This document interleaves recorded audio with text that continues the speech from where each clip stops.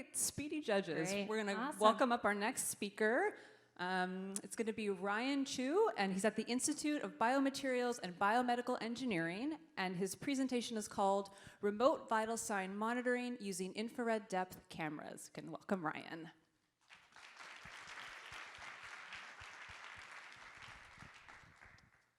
Whether it's in a hospital, an ambulance, or your local clinic, vital signs like heart rate and breathing rate are used to assess your overall health. But if you think about the technologies that are used to acquire these vital signs, what comes to mind? Take a look at this image on the top left. The patient is strapped down to these bulky machines with long cables, adhesive pads, electrodes, you name it. The truth about these technologies is that they're uncomfortable, non-portable, expensive, and they add a lot of stress onto an already stressful environment. What if we could find a way to get these vital signs without having to attach anything to the patient? This is the topic of my research, remote vital sign monitoring. How do we do this? We use cameras, completely non-contact, portable, and compared to these machines, relatively cheap.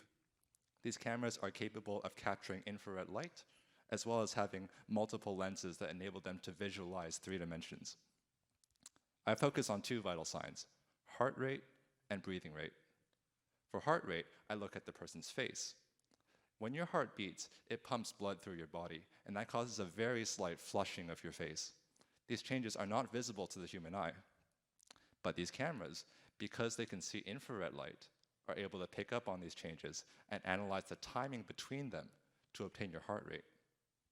For breathing rate, instead of looking at the face, I look at the chest. Your chest rises and falls as you breathe. And remember when I said that the camera is able to see in 3D? It can actually pick up these chest movements and in a similar way analyzes the timing between them to get your breathing rate. So we have 2 methods of acquisition for 2 of the most important vital signs.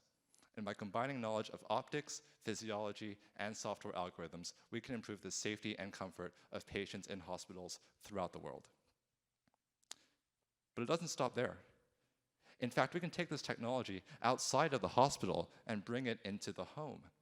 As we get older, our risk of a serious health complication increases dramatically.